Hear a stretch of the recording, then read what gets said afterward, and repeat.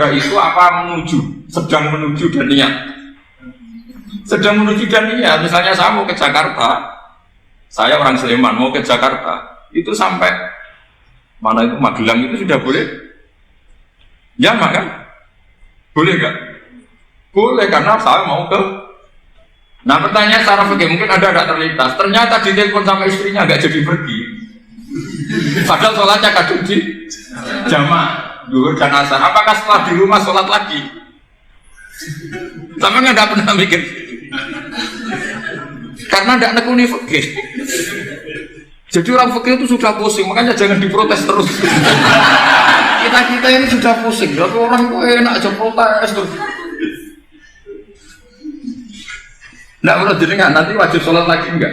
Dia bolehnya jamaah kan berdasar berstatus musafir. Ternyata setelah Magelang ditelepon istrinya enggak jadi. Dia kadung sholat zuhur dan asar. Setelah pulang masih jam 1. Terus ada asar, wah sholat. Kalau ada sholat lagi apa enggak? Jangan saran. Kalau saran, wah sebaiknya sholat lagi. Itu tidak hukum, itu saran itu namanya. Saran dengan hukum beda.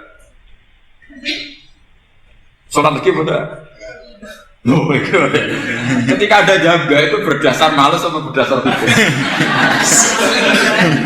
Apa?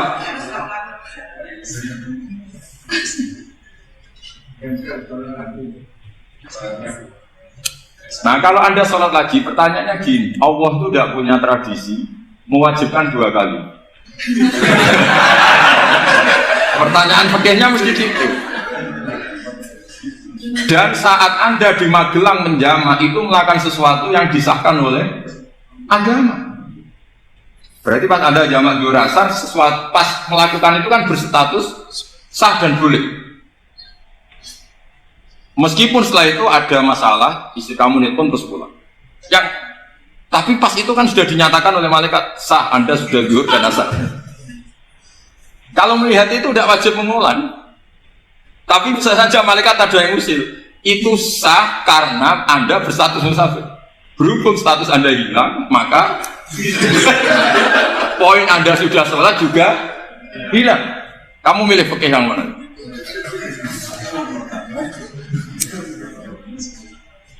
Jadi peneliti fikih itu beda dengan orang-orang yang mendengarin protes. Beda karena nengkuni. Nengkuni itu beda karena ada konsekuensinya.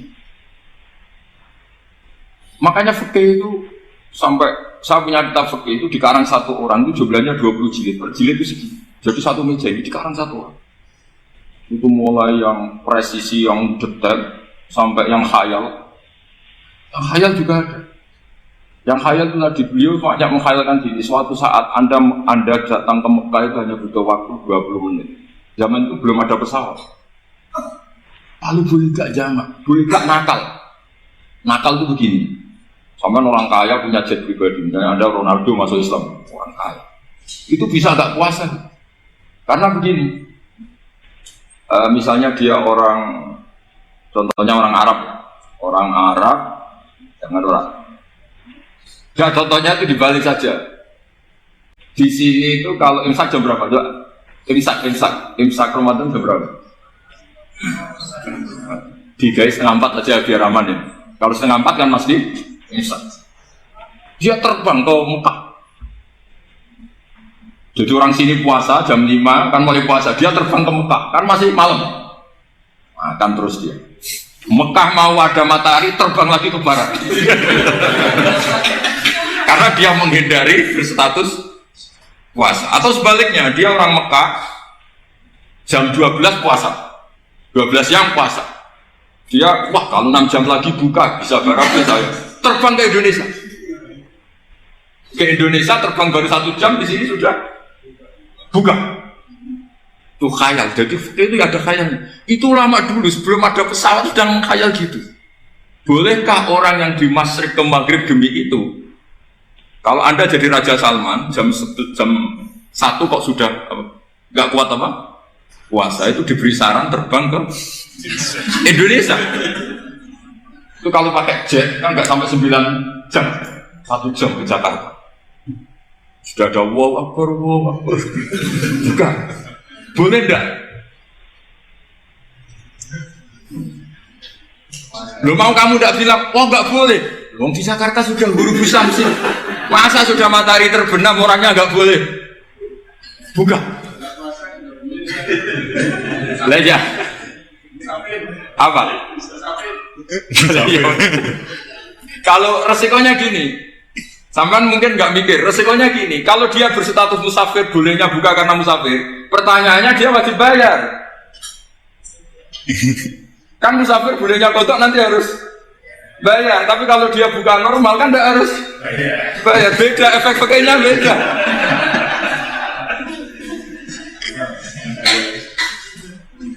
Sama jangan protes, Gus Baik gimana mau ngaji mana tidak senang.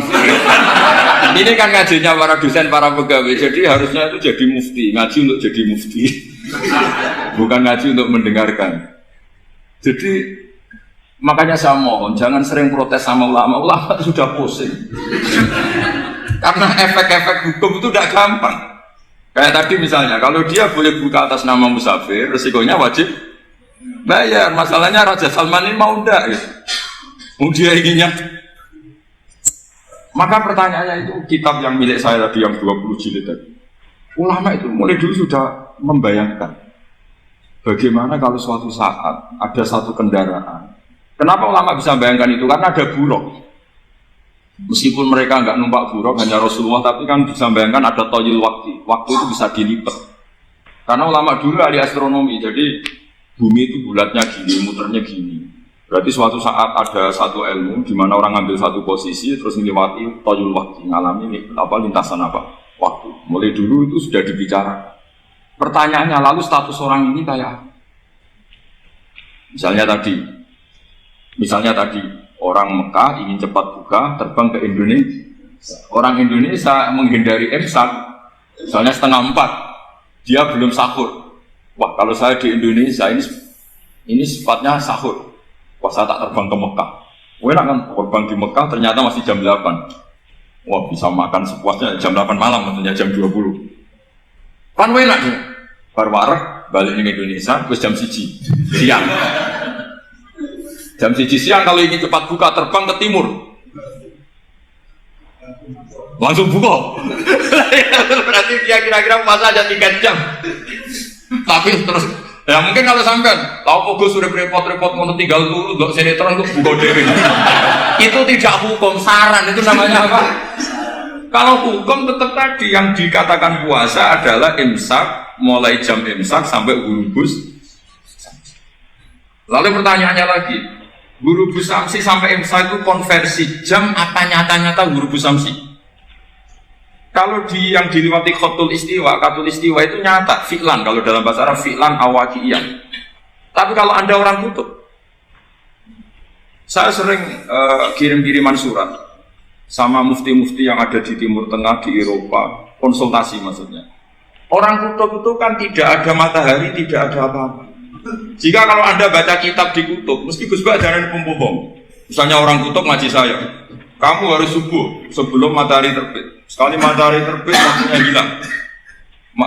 Duhur setelah matahari agak ke barat.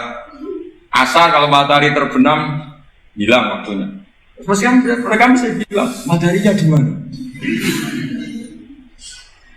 Maka pertanyaannya, boleh gak mengkonversi waktu untuk orang kutub? Jadi misalnya pola umum subuh jam 4:30.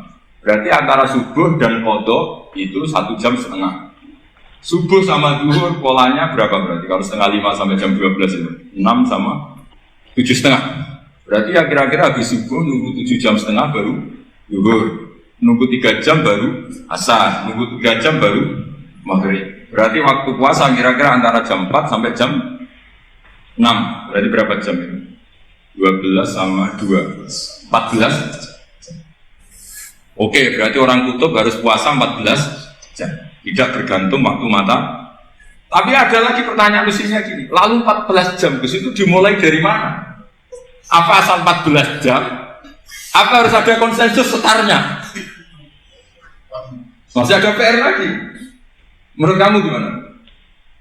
Ada konsensus setarnya dimulai jam 4 dini hari. Apa asal jumlahnya? Imsak 14